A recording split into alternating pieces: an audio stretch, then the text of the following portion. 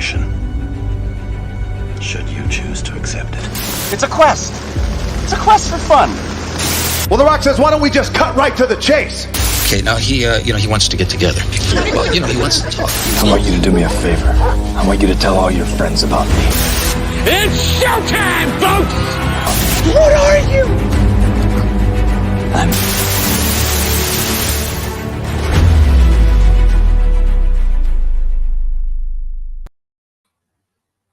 Greetings and salutations. Welcome to And I Quote, the weekly show where we introduce you to content creators of all shapes and sizes. Join us from any and all corners of the nerd universe. I am your host, Ryan of Nerd Culture, and our guest this week is a writer, a publisher, and coincidentally enough, is celebrating his 20th anniversary in the wide world of writing. Please welcome writer and publisher, the one and only Jim Beard. Jim, welcome to the program. How are you? Hey, good. Hey, what shape am I? Oh, you're in the finest shape of your life. I think that's what counts, isn't it? I like that. I like that a lot. I'll stick around for the hour. There you go. And we thank you so much, Jim, for being with us. Now, if you have any questions for Jim Beard as we go throughout any course of this show, let us know in the live chat. Let us know in the comments whether you're watching us live or if you're watching the replay. We would love to hear from you. Our producers are going to be monitoring it as we go throughout the course of the program. But Jim and I are going to step into our DeLorean. We're going to go 88 miles per hour. We're going to see some serious stuff. So, Jim, first things first, what would you say were some of your favorite books or writers while you were growing up? Oh, wow. Big question. Definitely Roald Dahl. Charlie and the Chocolate Factory, James and the Giant Peach. Big favorite of mine as a kid. But I got to tell you, I didn't really stick with like kids' books much as a kid. I love the Oz books, the original 14 Frank L. Baum, Oz books. But I was graduating into Alan Dean Foster when I was still in grade school. So definitely Alan Dean Foster, the Flinks and Pip books, and then Tolkien, and I just didn't stop from there. But definitely Roald Dahl and Baum. When I was much smaller, got me started. And Richard Scarry. I have to throw out Richard Scarry. Definitely another big time influence on me.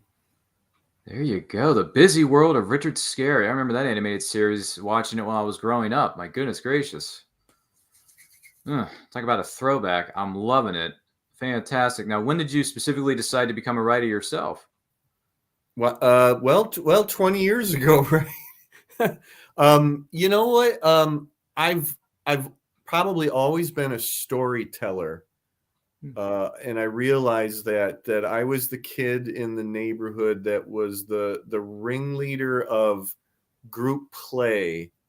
As far as I'd get the kids together from the neighborhood and I would come up with stories, scenarios, and kind of set out the guidelines and rules and guide everything. Now, some people might call that obsessive compulsive, and they'd probably be right to say that. But I realized that at some point that I've always been a storyteller. I love creative writing in grade school through high school up to college. But I actually trained as an artist, a visual artist, and I actually have a degree in graphic design. But that path never went anywhere for me, and I kind of stepped over into writing and found that I could have a really good time doing that and have never looked back. Oh, wow. Truly amazing. Truly amazing. And by the way, Brian Wensloff, the host of Reels and Heels, is in the house. He says, hello, Ryan. This is an awesome guest you have this week. Wow. Oh, well. Brian Wensloff is awesome. Awfully impressed. Woo. Yeah. Maybe I should charge more, huh? Maybe so. You have to figure out some figures and numbers in the backstage area at the conclusion of the show. But even so, what would you say are some of the biggest rewards about being a writer or publisher? What do you think?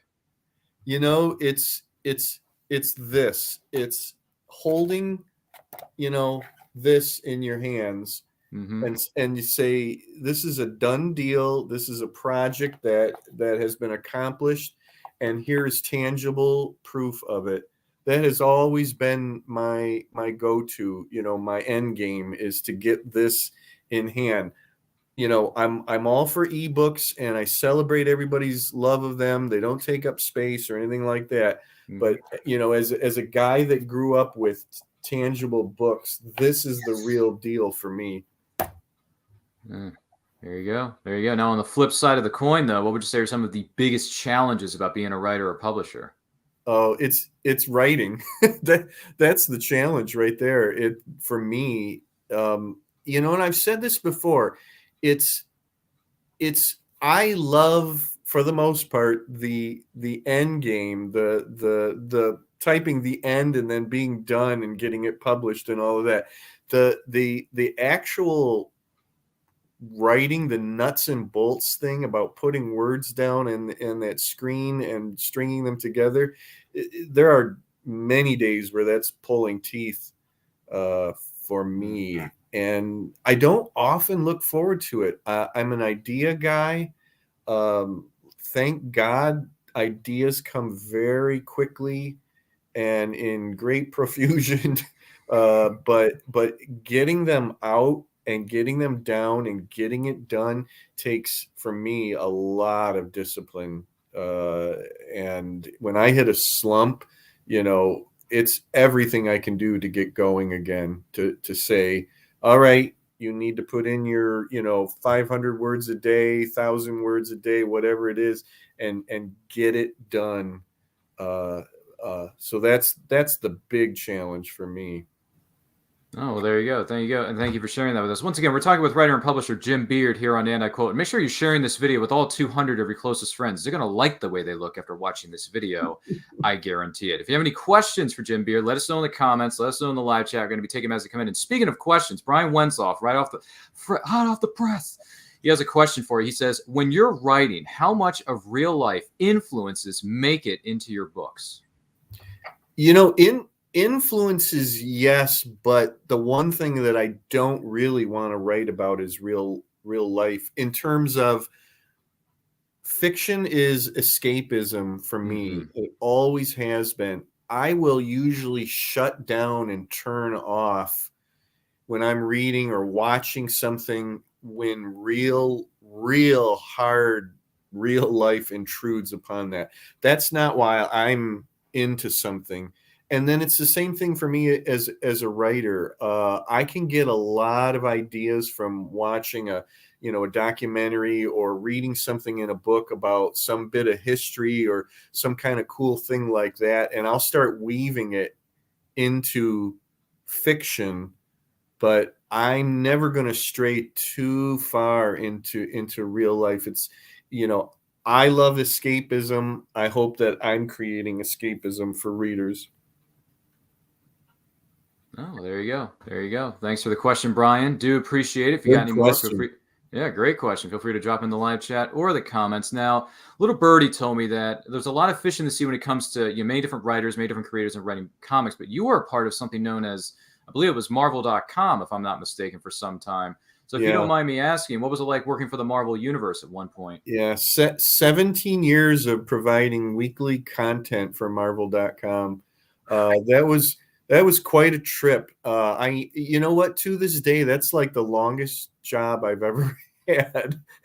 That's longer than the day job that I currently have now, which I'm on 16 years. But I went 17 years with Marvel.com. I actually started doing press releases for them, and then got moved over into the actual .com and started writing articles. And I did articles and interviews and just about anything that you can imagine.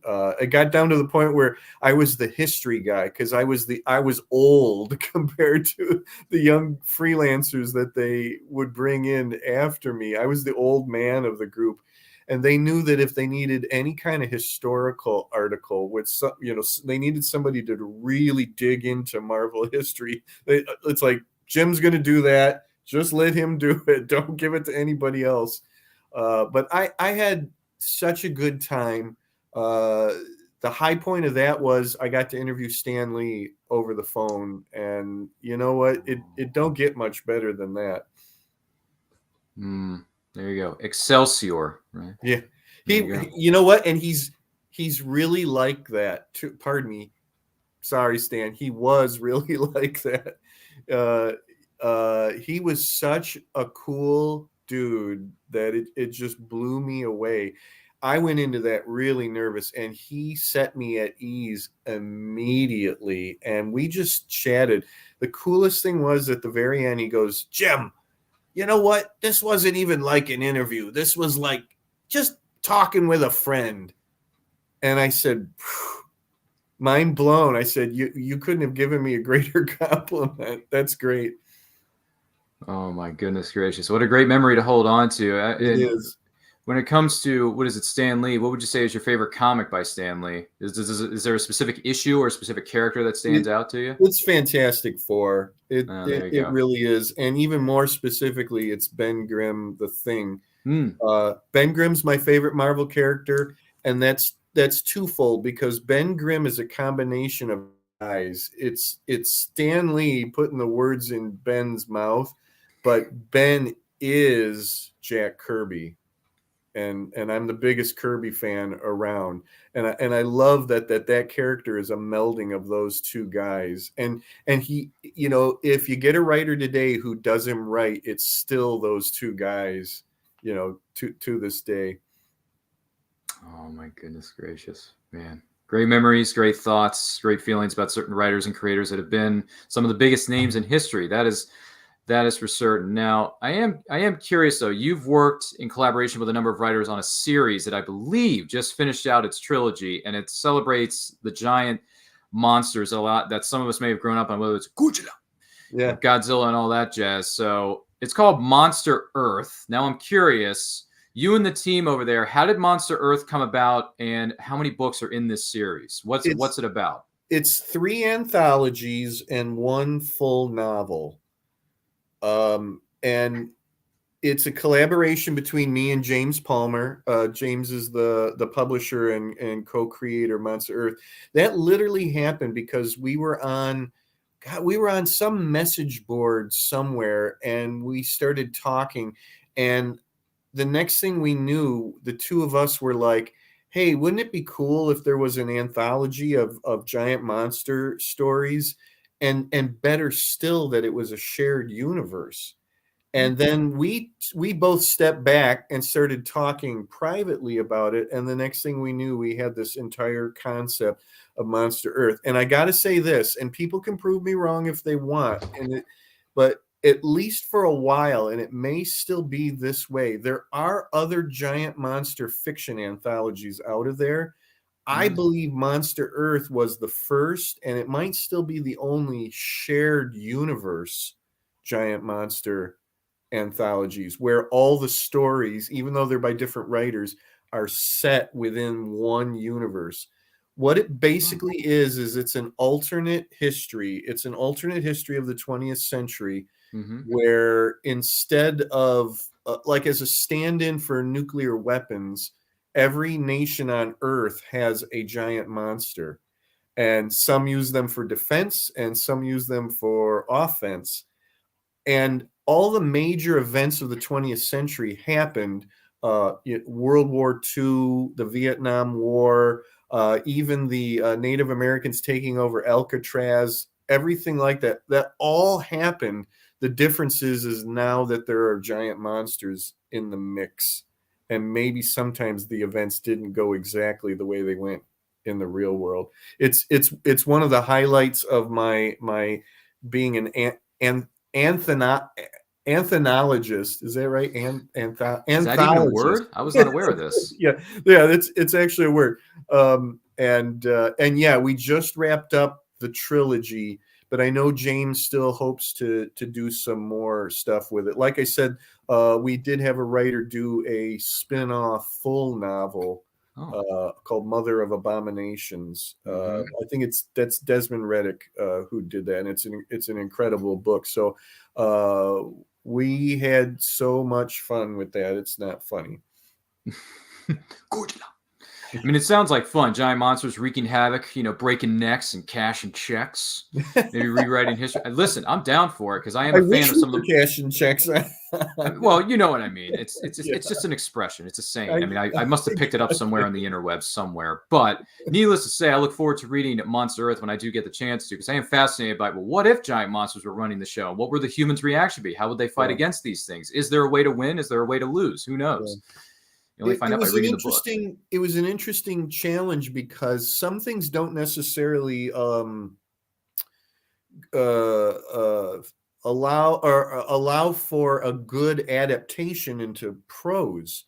Comic books are one of those things. I am really into the idea of adapting, let's say, superhero stories into prose, and it's the same with giant monster movies. Can you get that same feeling? Those two things are so visual. When you just have words and you have to describe what's going on, and especially with all the action, can a writer do that and still have it feel like a superhero story or a giant monster story?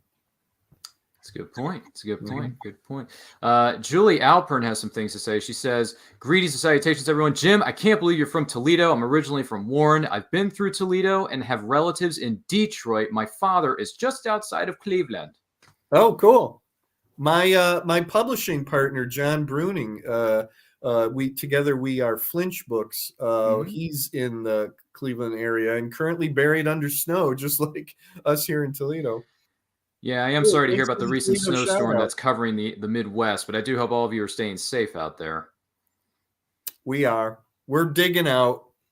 Well, we believe in you here, Jim Beard. You can do it. Julie says it sounds like Ryan's living some of your first part of your life with being a collector of comic books there, Jim. Maybe I am. I don't know. But let's see here. Julie has a question. She chimes in with, I can't believe all the series that you like, such as Ghostbusters as well as The Batman. How long did it take you till you got your break over at, what is it, DC or Marvel? Well, okay, I've done two things for DC, and that's actually how I started. Oh, there you go. That was in 2002 is when I sold a story to DC for a book called JSA Secret Files. It was a 4-page story, and it remains the only DC actual story that I did. I also did all the text pages for a book called Hawkman's Secret Files right around that same time. That was a weird time because it was at the very tail end of the era when a fan could still get in the door at DC in the way that it had been done for a while. I was a letter hack. I, was a guy that wrote letters to DC's letter columns and got a whole slew of them printed. All the editors knew me, and I was able to kind of, pitch and try to get in. After that, the portcullis came down and the fortress was sealed, and things really, really changed after that. I thought I was going to be a comic book writer. I thought, this is it. I'm in. Right after that, I did a Star Wars comic book story for Dark Horse, and I thought, this is it. I start doing this, and I'm in like Flynn, and then that didn't happen. It wasn't a good time for that sort of thing. Today, if you're a fan and you get in, it's because you go off and you do an indie book that gets really popular, and the big boys notice you, and then they come to you. That wasn't the way it was happening really back at that point. But I got in right at the tail end of that. But I love the things that I did. But since then, I've done 2 Ghostbusters comics for IDW with my writing partner, Keith Dallas. And we just had a blast doing those books. So I'm a prose writer now, fiction and nonfiction. But if a comic book project comes up, I am right there. There you go. Wonderful stories. Thank you for sharing those with us. Julie has another question. She asks, how was it, I believe she's trying to say, writing with other writers, and how did you know it would be a collaboration, or did you, I guess, as far as Monster Earth and others are concerned? As much as I like having my books, where it's just me. My name's real big on the cover. I love collaboration, and especially on anthologies. One of my great pleasures of writing is creating a concept, writing a Bible for it, and then gathering writers to come in and fill out that world. That's what we did on Monster Earth. I've done it how many times over and over, and I'm still doing it. I just love it. The only time that I've actually like written a story with somebody in that sense, where we're literally writing the same thing together, is one of the books that I am most proud of. It's called Airship Hunters, and I wrote that with writer Dwayne Spurlock. We actually took turns doing every other chapter. We did kind of a like almost a round robin or leapfrog type of thing. I would write a chapter, pass it on to him. He would pick up and keep going. He would finish his chapter. I would come in and do the next one, and so on and so forth. And the book Airship Hunters is that. One of the greatest compliments that we've gotten on that book is that people have said they don't know where like I end and Dwayne picks up, that they feel that we pretty seamlessly wrote it, that it seems like all one writer. There you go. Fan flippin-tastic. Julie says, must have taken a lot of research. How long from start to finish did this monster anthology take? Something like that.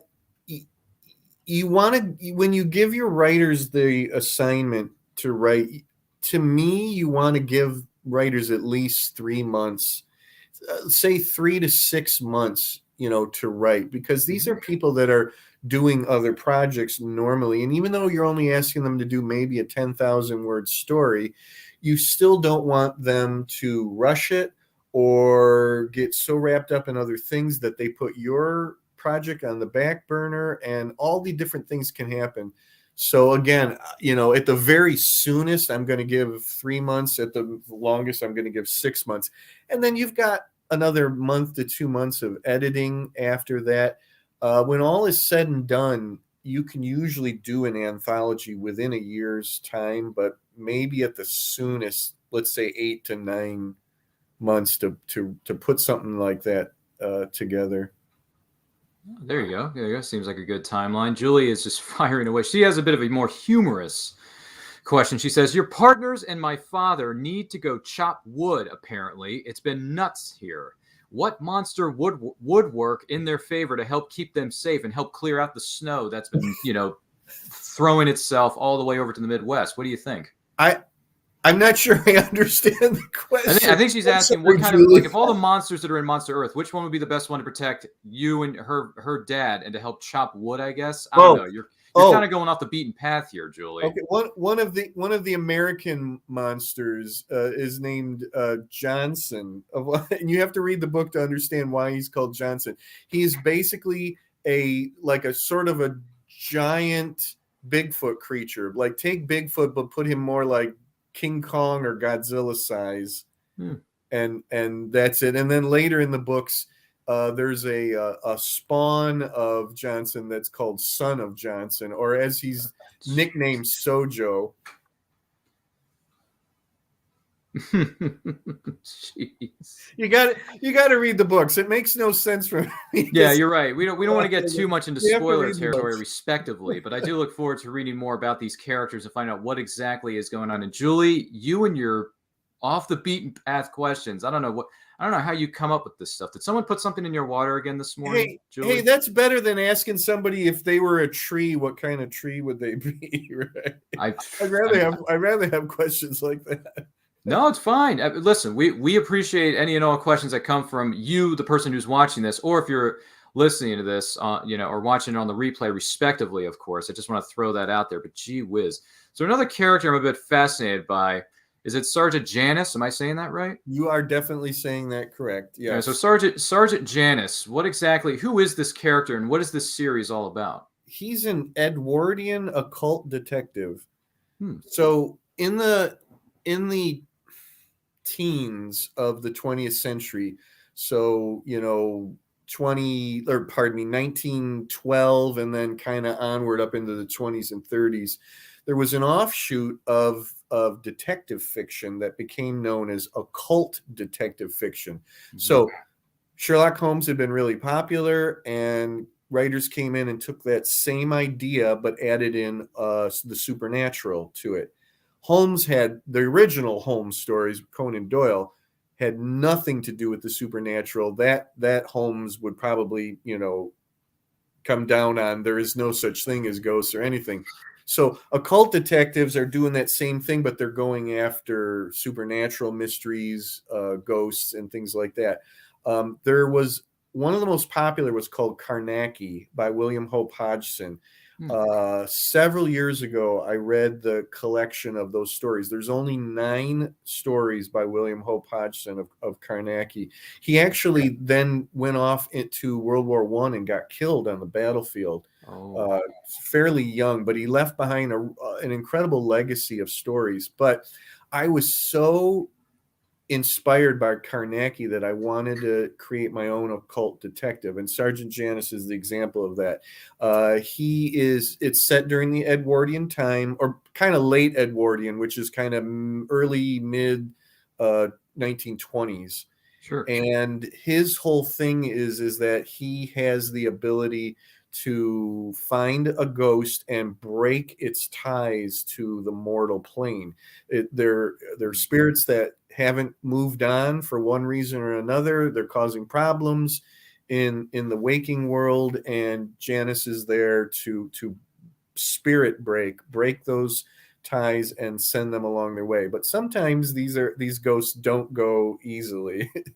And there's 3 full books out, and then there are 3 or 4 different short stories that have ended up in different anthologies. I just started working on the 4th Sgt Janice book, which may or may not be this year. It might be actually early next year. Excellent. That's fantastic. This is intriguing stuff. And honestly, I'm getting a little bit now. Granted, I know this is more modern day stuff, but I'm getting just a little bit of Ghost Whisperer, Medium, maybe some Constantine vibes here. But these all of that exists because of the tradition of occult detectives. That genre can go into many different places. Ghostbusters is a cult detective. Kolchak, the Night Stalker, is a cult detective. X-Files, that's a cult detective. It's mortal men and women who investigate and supernatural occurrences and get wrapped up in that in one way or another. All of that stems from those stories, now more than 100 years ago.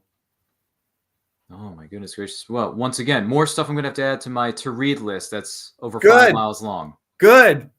It'll be good for you, Ryan. It probably would be, because it's different. It's a bit of a different character, and it's off the beaten path, because I'm not the biggest. I mean, I may not be the biggest fan of like paranormal and ghosts and fairies and ghost story and all that stuff. But at the same time, the name is cool. I like the cover. I mean, of course, and I'm curious, was that Plasma Fire Graphics did that cover? Was that Jeffrey Hayes? Was that Jeffrey Hayes? Jeffrey Hayes.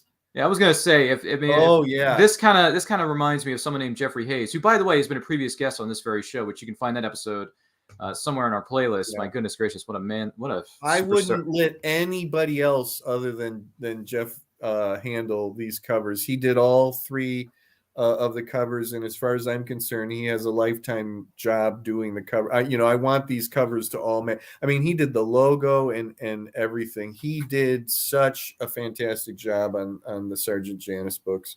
My goodness, it's an intriguing looking cover, and congratulations to Jeffrey Hayes on that work, and congratulations to you on this series featuring this character known as Sgt Janice, and this one's Spirit Breaker. So there you go. Cool titles. Once again, we're talking with the incredible Jim Beard. If you have any questions for Jim Beard, let us know in the comments. Let us know in the live chat. We will be taking them as we go throughout the course of the show. So many wonderful things are going on here. The next one I want to bring up here, this one, DC Jones. Yes. DC Jones. Now, granted, I know a character by the name of, that's his name, Henry Jones Jr. I like Indiana. You call this the dog Indy. We named the dog Indiana. But I'm just curious, DC Jones, how did this story come about? Who's the character and what's the deal? All right, I'm not gonna mince words here. This is GI Joe Adventure Team pastiche. Wow, that's Yeah. a throwback to the 80s. Well, 70s. 70s, actually. Excuse me. Yeah, when I was a kid. My bad. No problem, youngster. Yeah. I'm still a bit young here, so I'm still learning my craft, honing my craft about pop culture and geek history, but I digress. But anyway, our lovely friend Jim Beard, you were saying something about DC Jones being a combination of G.I. Joe and so on? Yeah, several years ago there was Amazon had a platform called Kindle Worlds where it was several different licenses, IPs that writers were allowed to use and write original fiction within those worlds and have it published as e-stories on Amazon. When that first happened, none of the IPs were interesting to me. A lot of it was from books and things like that. But among all of those was G.I. Joe. Now, I got really excited because I'm the biggest Adventure Team fan ever. That's my childhood, is playing with G.I. Joe Adventure Team stuff. But what the focus of the Kindle World's G.I. Joe thing was Real American Hero, the 80s, 90s, and up through now. And that was after my time. I was already an adult, when that stuff came out. But I wrote an email to Hasbro and I said, does that permission include all of G.I. Joe, meaning the 70s Adventure Team? And they came back and said yes. They said, in fact, the only thing that you're not allowed to write anything about is the movies, the G.I. Joe movies from now several years ago. Right. And I said, cool, great, not interested in that at all. So I was the very first person to write real official Adventure Team fiction, and I just had a blast writing it. It was always what I wanted to do. It was one of my bucket list things. I wrote a novella called Secret of the Sunken Tomb. I had to remind myself. And I got more hits on that than almost anything that I had done to that point. Incredible reviews. I had some of the biggest reviews and sales on that of any of the G.I. Joe stuff that was on there. But a few years later, they pulled the whole platform. For whatever reason, they were done with it. So Kindle Worlds went away. We got emails, all the writers got emails telling us, you own your stories. What you don't own is the IP, the characters, and that. So it's like, okay, that's cool, but there's not really much we can do with that, A couple of us guys got together and we tried to go to Hasbro and say, can we get permission to republish our G.I. Joe fiction? They were interested, but they didn't want to do it themselves. They said, if you can find a publisher that will work with us, we'll work with you. It never happened. We were never able to find a publisher. Flash forward a few years later, and my stuff is still sitting around, literally just sitting around and collecting dust. Nothing happened to it. And I said, hell with this. I'm going to just change all the names and republish this as my own thing. So it became DC Jones Adventure Command International. It's very obvious that it's inspired by Adventure Team, and that's fine. This is the first book right here. So there it is. All these books have the look of the old Adventure Team packaging. Oh, I see it. The toys, and that's completely on purpose. They even have like the old instruction sheets on the inside in between. Oh my God, his is a pull string. Yeah, I mean, we just had a blast doing this stuff. And so 2 books are out. The one that you had up is the second book. Oh, there it is. Yeah. And the third book, cross my fingers, will be out later this year. And that's going to be a full trilogy. Oh. And then I'll do something new after that. But, and I saw that you saw this earlier today, on this very day, I debuted new Adventure Command short stories on the platform called Kindle Vella, which is it's supposed to be serialized fiction that you can read on that platform. And you it's a weird thing. You buy tokens and you use those tokens to buy chapters, and then writers release their stories chapters at a time. Mine aren't necessarily chapters, but more like episodes, where they're pretty much self-contained, done in one short stories, to kind of add to, supplement, complement the full novels that I'm doing. So there are 4 new short stories with these characters up there as of today. The first 3 are free to read, and then if you want to go past that, you have to use tokens, and then supposedly we earn royalties from that. Tokens. What do you think this is? Chuck E. Cheese? I know, really. You know what? It's been a kind of a controversial platform where people like the stories that they're reading, but they don't necessarily like the way it's being done. And the problem with that is that serialized fiction, that concept is like, modern readers don't know what that concept is. They can't handle that idea of getting something in little chunks as you go along. They want the whole thing, all at once. So there's a struggle with that idea. I think it's going to be easier for me because I'm not making everybody wait to hear the next chapter of one big story. These are little, just one done in ones as they go along. So you know what I mean? That like, oh no, I can't wait till next week or next month to get the next chapter of the story. This is the comic book idea and why that's dying out. People wait until the entire trade paperback is out because they want to read the story all at once. I'm sorry, I may be guilty of that.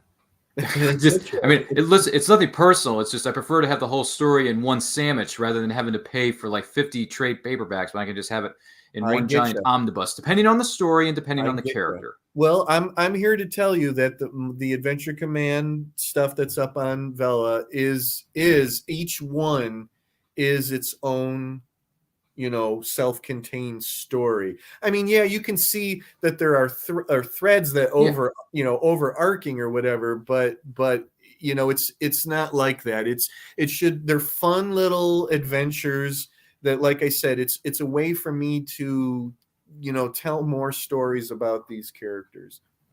Yeah, there you go. And I don't have a problem with that. With them being self-contained, stories in each volume respectively, that's fine too. I don't have a problem with that. Once again, we're talking about the incredible Jim Beard, who's got stories for miles, writer and publisher extraordinaire, celebrating his 20th anniversary. Happy 20th anniversary to the one and only Jim Beard. You don't look a day over 25.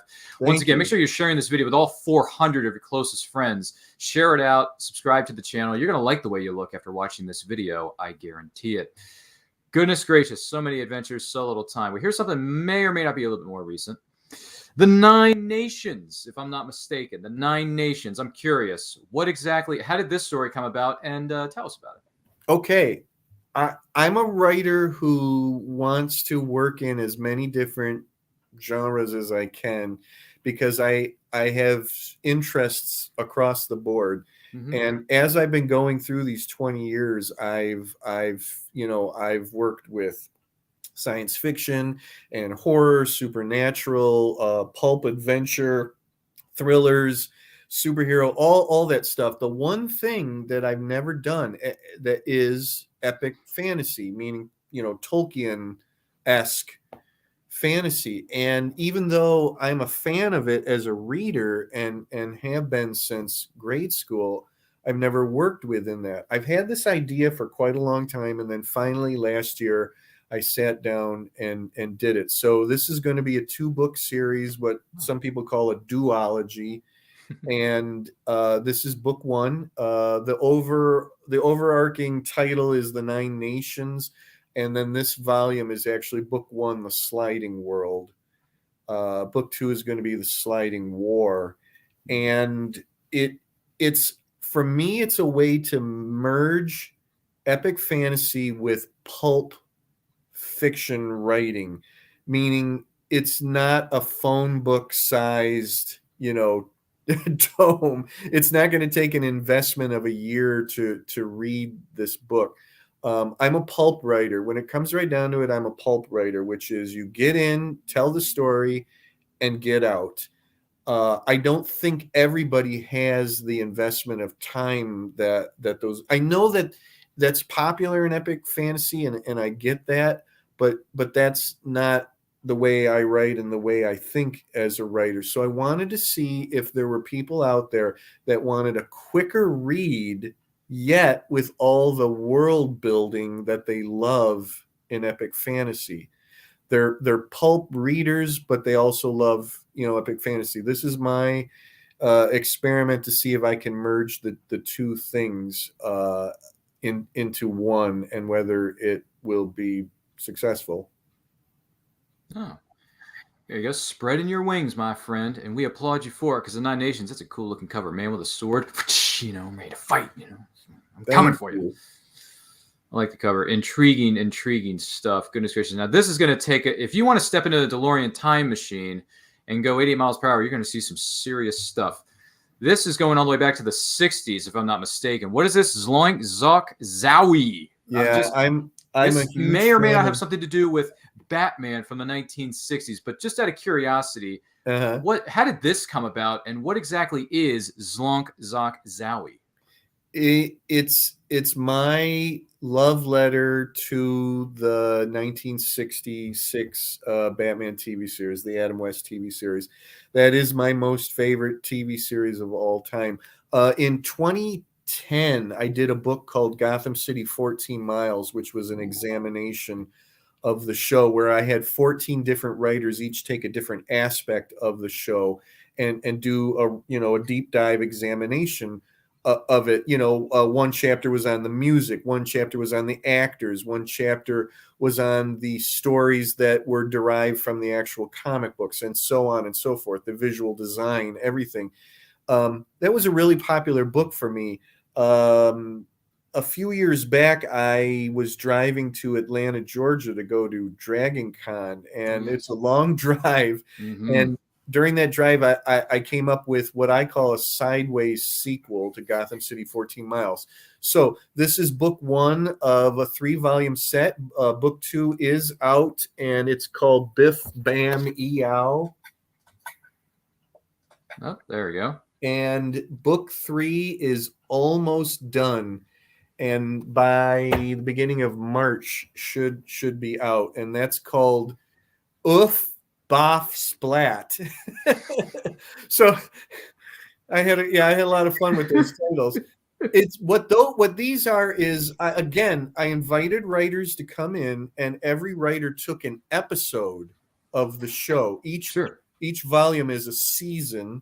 Oh. And this time we each took an episode, and I said, just go nuts. Talk about this episode in any way that you want. Come up with a hook, a very specific, particular hook to draw your readers in, and then go crazy with that. And it's worked beyond my wildest dreams how fun this is. But we're coming to the end. Like I said, book 3 will handle season 3.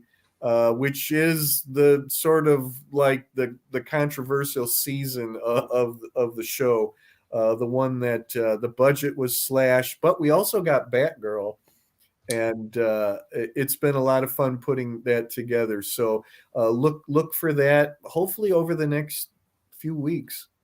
There you go. My goodness, a man of many talents, a man of many tastes, and he likes Batman. So there you go. See, this is what I'm here for. So,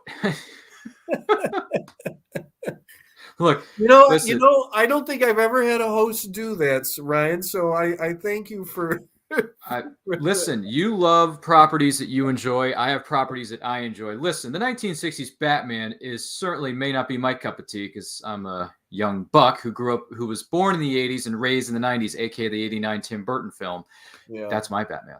But still, Adam West and Burt Ward and the company, they have their fans. I get it. It may not be my cup of tea, but it's their cup of tea, and I'll just let it go right there and respect that. But listen, you have a passion, you go for it, Jim. I got nothing against that. So That's there what you it's go. all about. Yeah. Follow that dream. Exactly. Yeah, there's absolutely there's nothing wrong with that. And I just gave everyone a great soundbite. If everyone wants to take me singing that inverted theme of the Batman 1960s theme, to be a little bit more specific, and take that out, maybe it'll become a meme. Maybe it'll be a sound clip on our Instagram. Who knows? I was already thinking about how could I use that. You might be able to use it. I'm not sure. We'll have to let you and the rest of the team over there decide. I'm not 100% sure. But how did you end up becoming a part of the team at Flinch Books, and how long have they been around? We're on what, 5 years, if I'm not mistaken. We're 5 years. So that was my idea to start self-publishing. I'd worked with a lot of different publishers, editors, and had a lot of really great experiences, but also had experiences that told me that I wanted a little bit more control over certain aspects of my work. And the way to do that was to self-publish. I tell people this all the time. There's never been a better time than now to self-publish. All the mechanics are there. They're all online. They're all user-friendly. You can be an idiot like me, a very low-tech dope, and be able to do this. And if you still can't do some of those things, all you have to do is gather some people around you who can do those things. It's like the old thing where the kids get together in the neighborhood and say, let's put on a play. I mean, it's that same sort of idea. So I soon realized when I started working on the first book for Flinch Books that I needed a little bit more left brain help, me being more right brain. And I knew a writer from Cleveland named John Bruning, and we had met at some pulp conventions that we both go to, and I broached that subject to him. Do you want to come in and be an equal partner in this, and let's publish some books, and you can have Flinch Books as a vehicle to do your own books too. And he was all in, and here we are. We just put out our 11th book, if I'm not mistaken. We do roughly 1 to 2 books a year. Our motto is we will publish no book before it's time. We're not about getting quantity out. We're about getting quality out. We are all about having the best covers available, the best writers available, the best stories, ideas, editing, all these different things that have kind of frustrated us over the years when we've worked with other people. We're trying to do better as Flinch Books. It's been an incredible journey, and we are very, very proud of what we've done. We've even started doing shows just as Flinch Books, where we have enough books now that we don't have to have any of my other stuff with me. We have enough, to fill out a table now and just be Flinch Books. It's been very satisfying, very, very satisfying. Oh, there you go. Congratulations to you and the team over there at Flinch Books. I believe I read by you guys Occupied Pulp, if I'm not mistaken. Yeah, that was our second to last book, which was an idea where we took its stories set in occupied France, or pardon me, occupied Germany, Italy, and Japan. There's a lot of World War II fiction out there, but there's not as much about the aftermath of World War II during the occupation, the Allied occupation. And we put together an anthology called Occupied Pulp, with stories set in those different countries in the early days following World War II. Our newest book, we just came out with this, let's see, at the beginning of December, is a sword and sorcery anthology called Blood on the Blade. Oof. And this has become our best-selling title, and we're getting some incredible reviews for it. We tapped into a genre that we really did not know the depths of, and I'm being honest about that. The sword and sorcery community is just incredible. The people that love this genre are amazing people, amazing readers, and they are just eating this up. And they're telling us that we did right, so we're happy. My goodness, that's a heck of a cover. Got a little bit of Conan the Barbarian type vibes that's there. Mark Wheatley is the artist, and we just Wow, look at that. incredible cover all the way around. Gold steel, yeah. A lot of sharp swords, yeah. Just saying. Goodness gracious. The things we do when we work together as a team, because some people say it takes teamwork to make the dream work, and I think that's true within itself. But goodness gracious, I digress. Julie has a very intriguing question. She says, "This is so inspiring how you just never gave up on these books. Who specifically were your role models for just not giving up?" Let's go back to Stan Lee. There was a couple different times where he was ready to throw in the towel. He wanted to get out of comic books. He had enough. He didn't think it was going anywhere, and he stuck in there. I mean, that's the famous story of Spider-Man, where his boss was telling him, that's not going to work. Nobody wants anything like that at all. And he said, I'm just going to do it. Fantastic Four was supposedly another thing like that.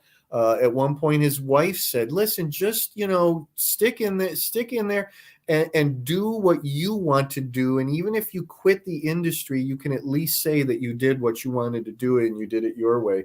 So, Stan's just a huge figure as far as perseverance and going on. And then he, co-creates an entire universe of characters. That's just amazing.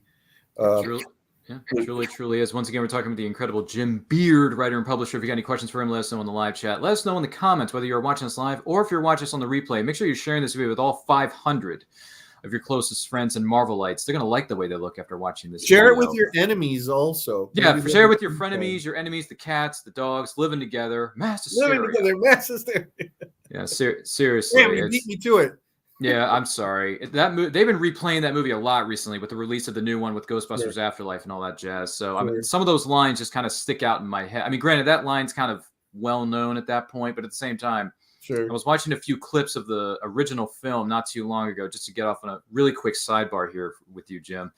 The two scenes that stick out to me is when they charge the hotel how much money for proton charging in storage of the beast, and that's going to come to $1,000, $5,000. Never know it was too much. I won't pay it. Well, we can just put it right back in there. Yeah. It's just there's that, and then when they're in the elevator and they're like, it just occurred to me, we really haven't had a successful test of this equipment. I blame myself. So do I. Well, no sense in worrying about it now. Why worry? Each one of us is wearing an unlicensed nuclear accelerator on his back. Anyway, I'm sorry. There's a scene right after that, which I love, when they step out and they see the cleaning woman come. Yeah, they blast her by accident. And they just blow the whole thing up, and she just looks up and she says, "What the hell are you doing?"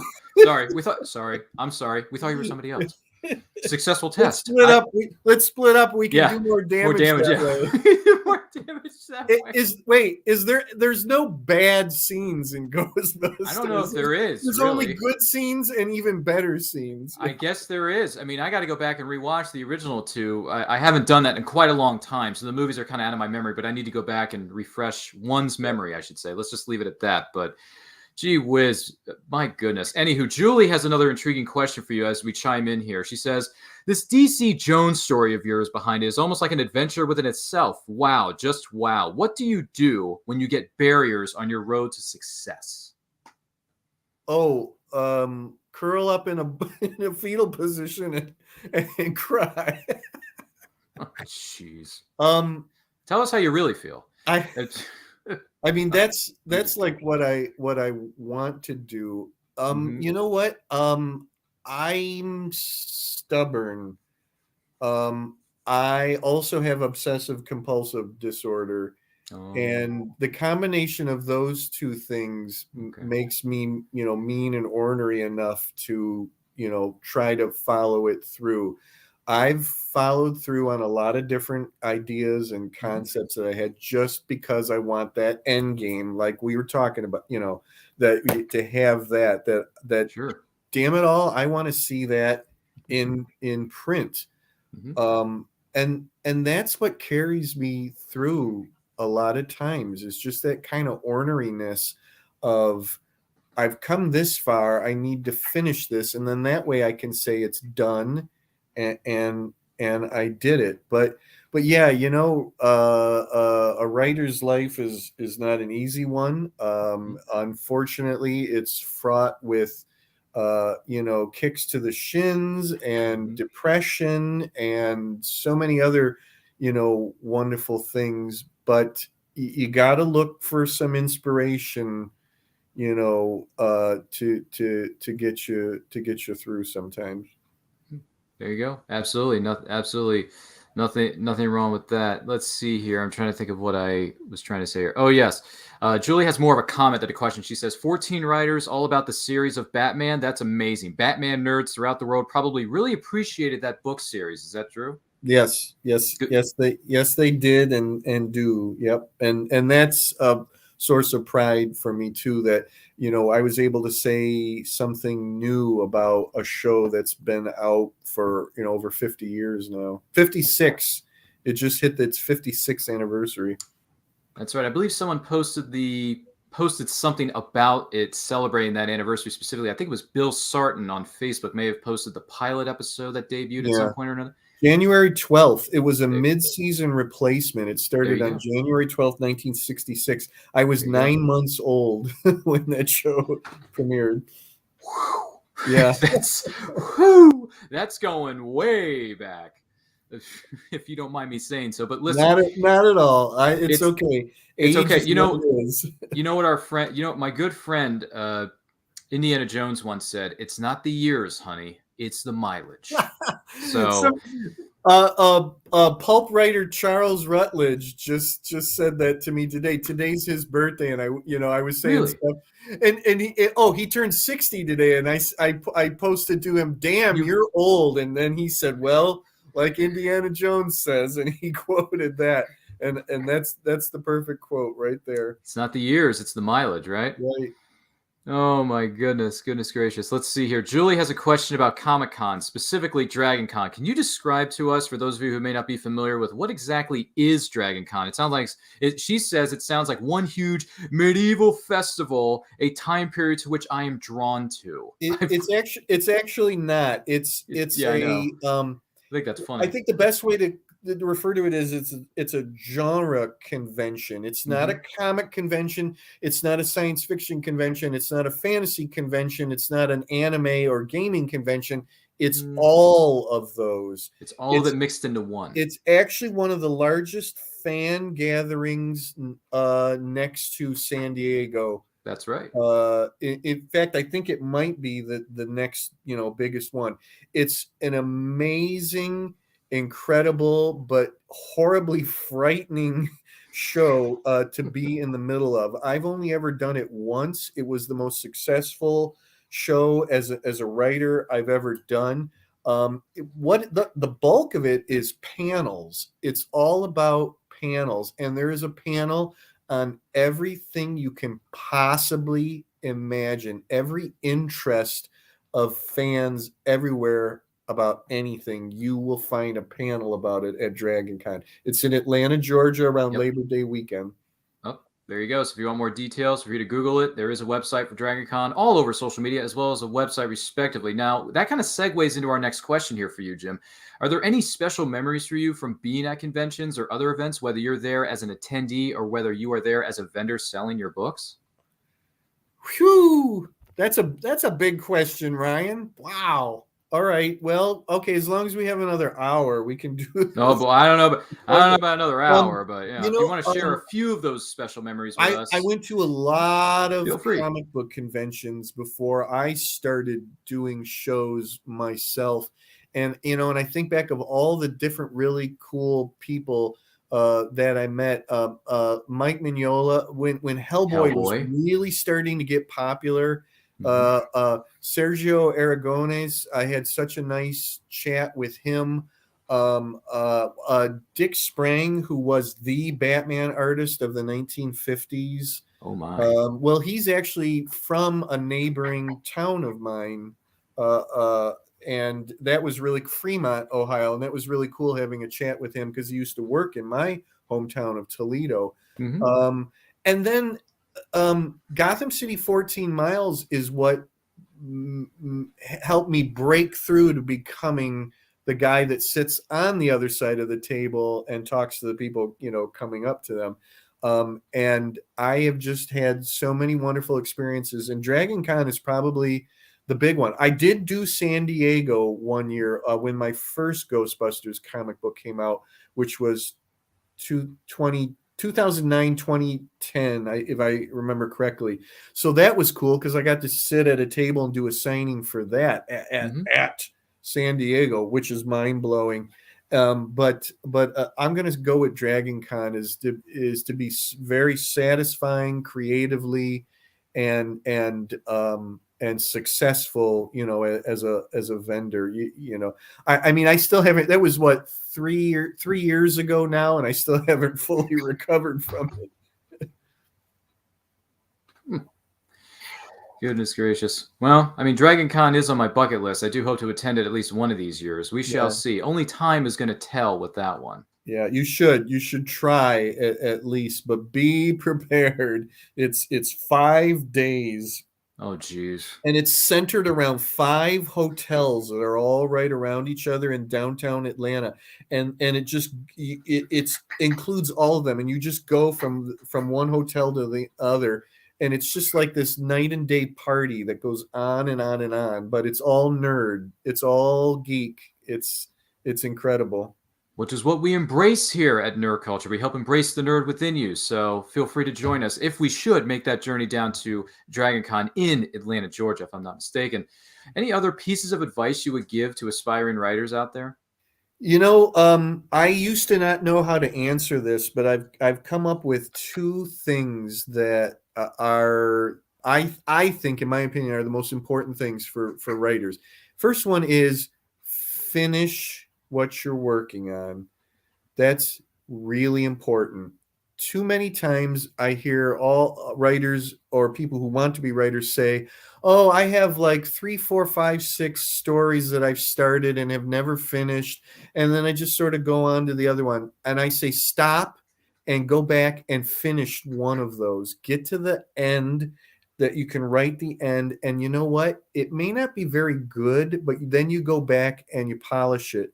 But you've got to be able to finish something. You've got to stick it through and finish something. It's hugely important because otherwise you're just going to leave all these little orphans in your path, all these sort of illegitimate children, if you will, and you're never going to have any sort of satisfaction. And once you start to finish stuff, then you're going to want to finish things and you're going to stop doing that. It's a bad habit.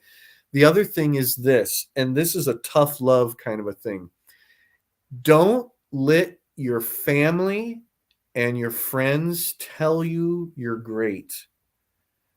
This is such a death trap, and I see this so many times. There are so many writers out there who are publishing things that are not ready to be published. And what has happened is they let their family read it, their mother, their sister, their niece, whoever, their very best friend in the world. And all of those people have said, oh, this is great. This is wonderful. Oh, you're amazing. You're incredible. And the thing is, and I'm very sorry, you're not yet amazing. You're not yet incredible. You need some more work. You need to practice it more. So don't listen to those people. Don't give it to your mother to read. I love Mom. We all love Mom. But Mom is not going to be the person that's going to give you honest feedback.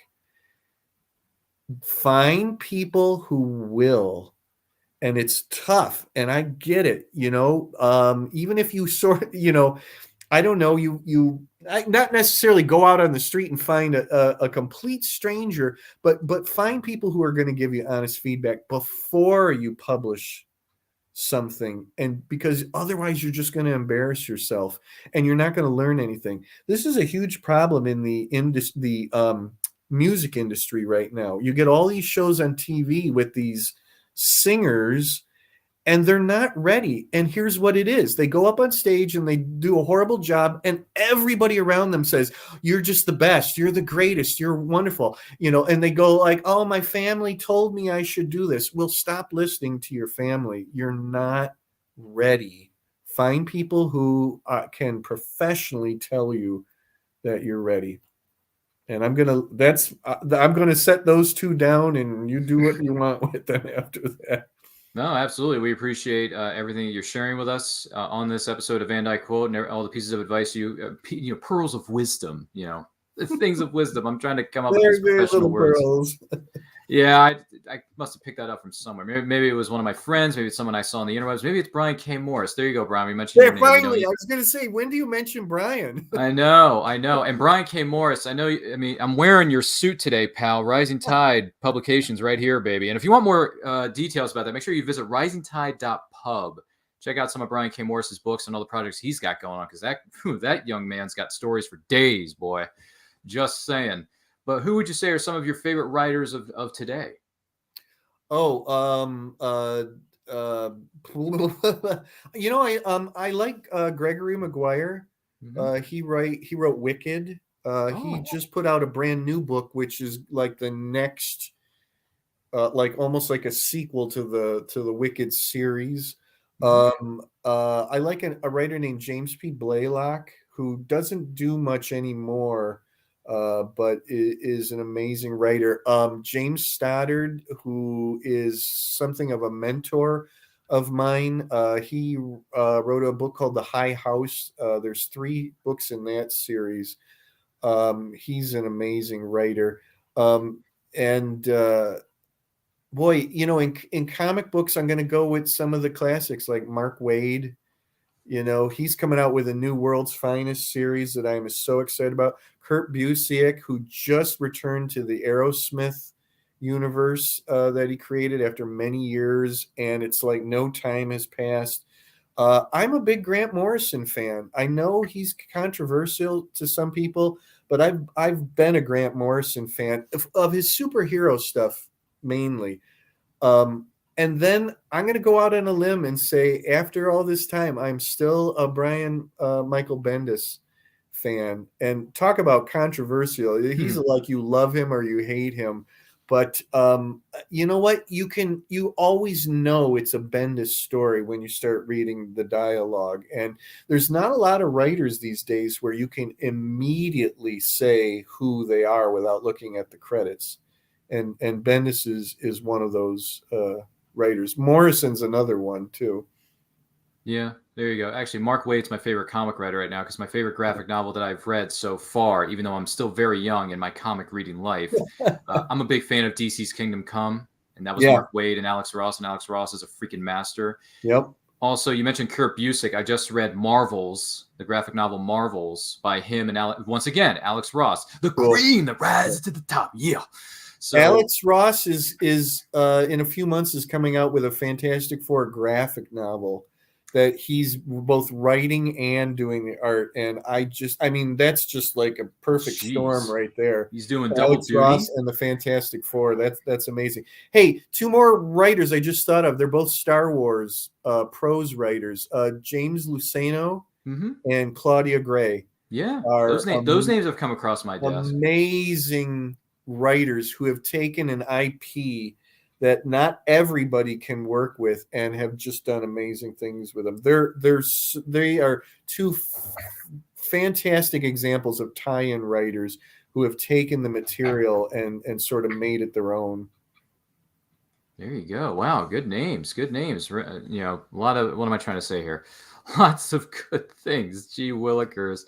Once again, we're talking with the incredible Jim Beard here on And I Quote. Make sure you're sharing this video with all 700 of your closest friends. You're going to like the way they look after watching this video. I guarantee it. If you have any questions for him, let us know in the live chat. Or if you're watching the replay, let us know in the comments.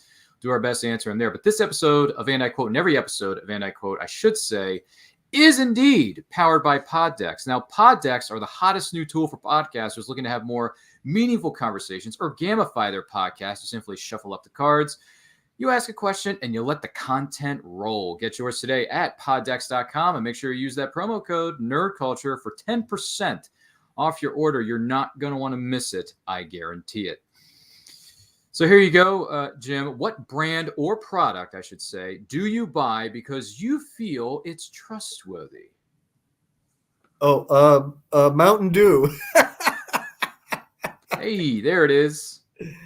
Mountain Dew. So you do the dew, huh? Okay. Unfortunately, I'm addicted to Mountain Dew. Yes.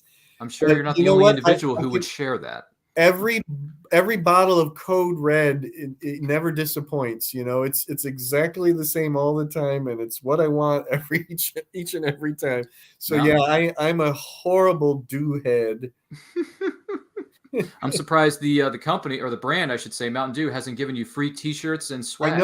I know, really. Well, if they're listening right now, you know, I can be bought.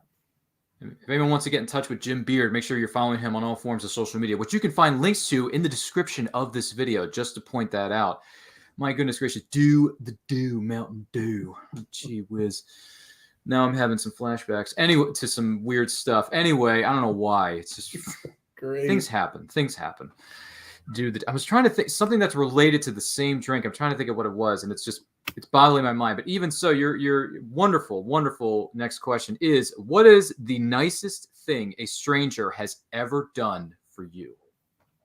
Oh my God.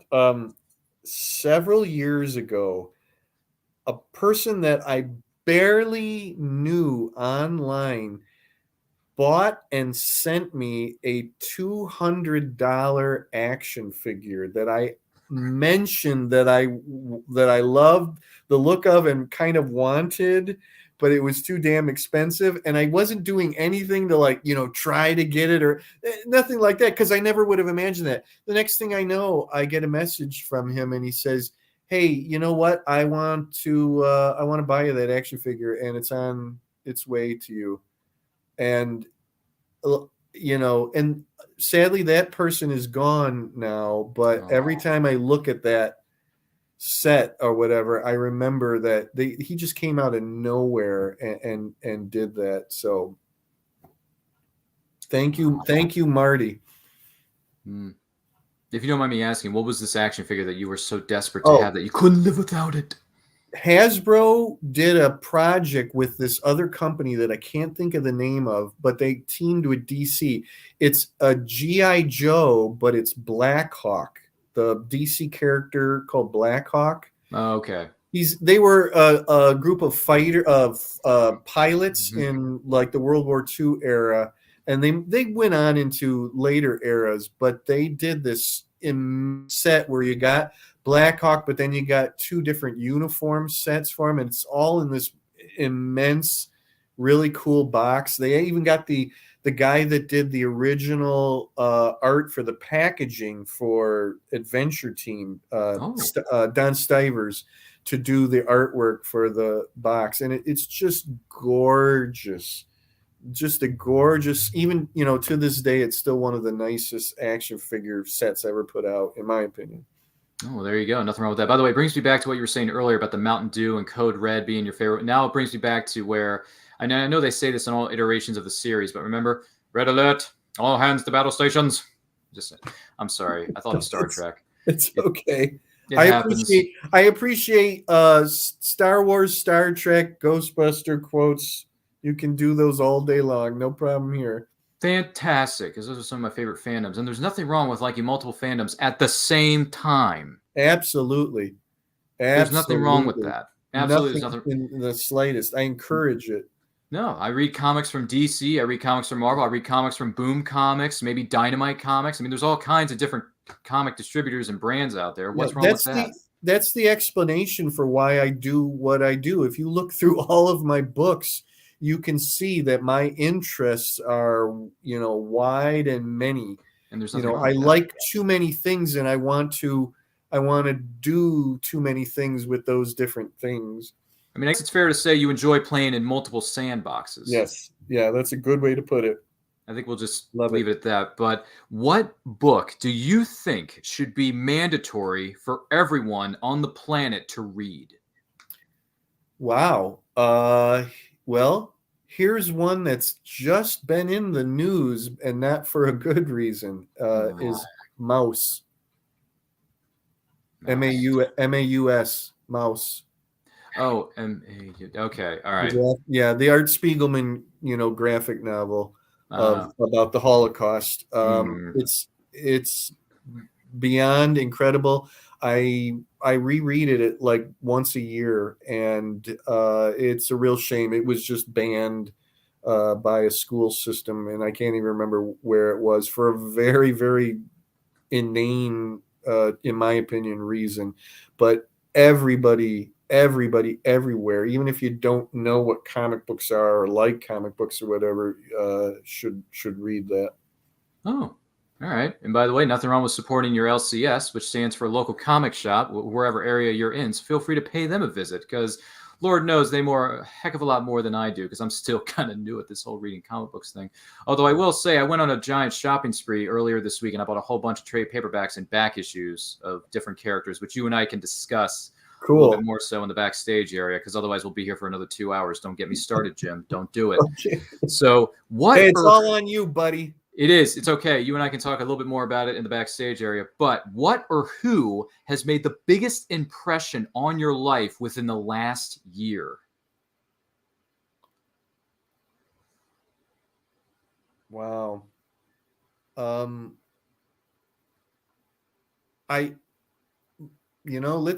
I'll try to keep this as upbeat as possible. Sure. My wife passed away in July of 2019. Oh. And I hit, and just a little bit ago we were talking about roadblocks. I had already gone into a slump a little before that, and then I was definitely in a writing slump that lasted overall for about 2 years. But last year is when I took that event, I'll put it plainly, the worst event in my entire life, and I tried to do something positive with it, and she was the inspiration to get me back into regular writing and back into publishing. And I had books that were published not as Flinch books. Flinch books is me and John together, but I did have some self-publishing that was just me. And what I did is I rebranded that. I had never had an actual name for that, but my wife's name was Becky. That became Becky Books, and I have now put out a few under the Becky Books name. So she would have had the biggest, mark on my life in the last year, definitely, because I am drawing more and more inspiration from her, as far as almost writing for her these days, writing things that I know that she would have really enjoyed, dedicating the books to her, and then she would have just gotten a big kick out of this right here.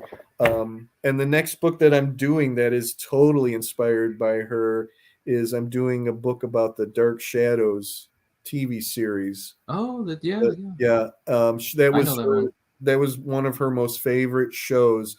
And I'm doing that same sort of thing where I'm bringing in different writers to tell their stories about growing up as a child and watching the show, and like a book of memories of that. And that's going to be dedicated to Becky also. So maybe not the answer you were expecting, but that is the answer for me. No, that's okay, and we thank you for being open and honest with us about that. That's a respectable thing. There's nothing wrong with that. Now, what would you say what is something in life you really have an appreciation for that most people don't? That most people don't. Yeah. The 1967 Casino Royale movie. Oh, really? Jeez. I prefer the Daniel Craig one any day of the week and twice on Sunday. Daniel Craig is my second favorite James Bond, and I love his Casino Royale, but I'm a huge fan of the 67 Peter Sellers, David Niven, Ursula Andrews. That is a hot take. You asked, but no, it's true, but that's a hot take if I ever heard one, because I've only heard maybe one other person who has shared their love of that film with me. I can't remember who this individual who that person's name is. If I'm not mistaken, there's only 4 of us on the entire planet, I think. So that two of us now. Yeah, I can't remember the other person's name. I'm sorry, it's not coming to my mind as we're diving into this conversation here. But gee whiz, the original 67. Yeah. Whew, boy, that's okay. Because I was going to say the Adam West Batman series, but that has a lot of fans. It does. I was going to say the Showa era of Godzilla films, but that has a lot of fans too. And I'm an unapologetic fan of those, but I'm also an unapologetic fan of Casino Royale. Wow. It has the best movie soundtrack of all time. Just listen to the soundtrack. It's incredible. Oh, boy, I might have to do some research on this particular film a little bit later on in the weekend, or this week, I should say. I'm not really sure, but we do want to take this opportunity to say thank you to the one and only Jim Beard for being our guest this week on And I Quote. We really appreciate you being here. We had a lot of fun. I hope you enjoyed this as well. Now, where can the person who is watching this or the person who may be listening to this find you online and everything you have coming up, Jim Beard? What do you got? All right. First and foremost, go to Amazon under books and just put in my name, and my Amazon author page will come up. You will see almost everything that I have out except for 2 books. And that for those 2 books, you have to go to moonstonebooks.com. And that is my Kolchak novel and my brand new Green Hornet novel. Moonstone doesn't always put things up on Amazon, so you have to go to Moonstone to be able to purchase those. On Facebook, you can find me at my fan page that's called The Beard, the Jim Beard fan page. There's also a page for Gotham City 14 Miles and the newer Batman books of mine, but it's called Gotham City 14 Miles. And then you can find me on the Flinch books page on Amazon. And then you can also find me on Twitter at writer Jim Beard, all one word. I'd love to hear from you, really. And what I'd really love is reviews.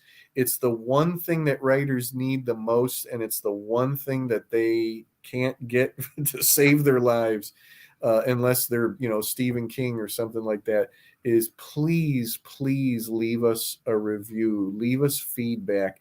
Amazon, Goodreads, even Facebook, or on a blog somewhere, and then let us know that you've done it. Good or bad, you loved it, you hated it. We need that feedback. Absolutely. And thank you so much once again, Jim Beard, for being with us. Once again, my name is Ryan of Neuroculture. You can follow us on all forms of social media simply at It's Neuroculture. We put up new videos on our YouTube channel each and every week. We do shows such as Boba's Weekly Bounty, where we dive into the latest episodes of the Book of Boba Fett, because it's a great time to be a Star Wars fan, and that's a fact, Jack. Thursday nights, 8 p.m. EST, right here on the Neuroculture YouTube channel. Also, and I quote, on Saturdays at 12 p.m. EST on our Facebook page, simply at It's Neuroculture. So don't forget to like, comment, subscribe, do all that stuff, because a rising tide lifts all ships. And stay healthy. Stay strong, stay safe, and life is better when reading. And what you are about to see is that if you are a writer and you're looking for a cover, when the look of your book matters to you, visit plasmafiregraphics.com. Check it out. You're not going to want to miss it. You don't believe me? Well, take a look.